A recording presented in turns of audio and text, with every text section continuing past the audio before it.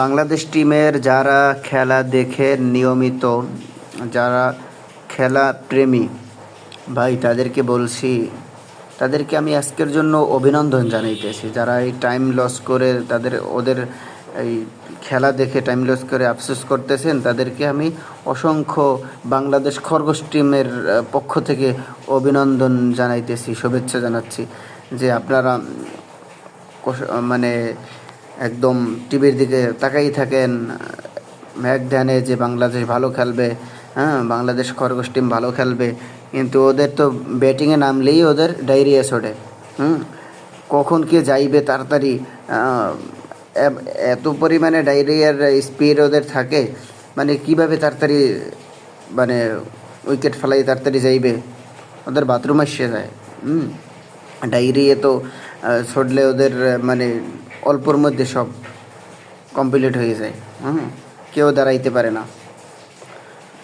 তো যারা যারা খেলা দেখছেন তাদেরকে বাংলাদেশ খরগোশ টিমের পক্ষ থেকে অসংখ্য শুভেচ্ছা, অভিনন্দন। বাঁশ খাওয়ার জন্য নিয়মিত এভাবে খেতে থাকবেন আশা করা যায়। আর ওদের খেলা দেখে অবশ্যই টাইম লস করে আফসোস করতেই থাকবেন, এভাবে ওদের কোনো পরিবর্তন হইবে না। ওদেরকে এখন দরকার বাংলাদেশে নিয়ে এসে ওদেরকে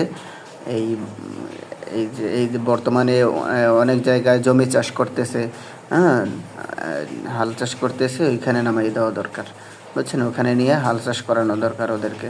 ওদের শরীরে না কোনো কষ্ট লাগাইতে চায় না, ওরা খায় আর যে খাইয়ে ওদের ডায়রিয়া ছুটে যায়।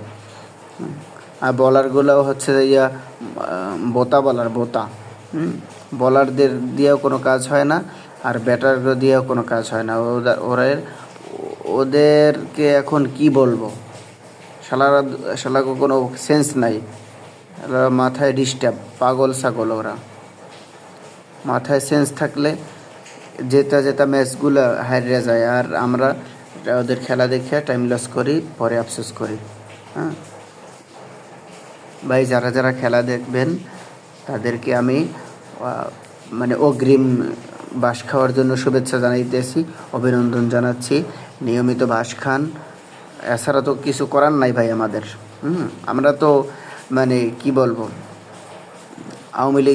আওয়ামী লীগরে যারা বলছে না যাতেও মাতাল তালেও মাতাল, তা আমরা তো ওদের খেলা দেখে এরকমের এতটাই হয়ে যাইতেছি, ওদের ভক্ত হয়ে গেছি। খেলা তো রক্তে মাংসে মিশে গেছে, এই জন্য ভক্ত হয়ে গেছি আমরা, ওদের মতো পাগল হয়ে গেছি, মাতাল হয়ে গেছি। আমাকেও খেলা ভাল লাগে দেখে বারবার দেখি, কিন্তু আরও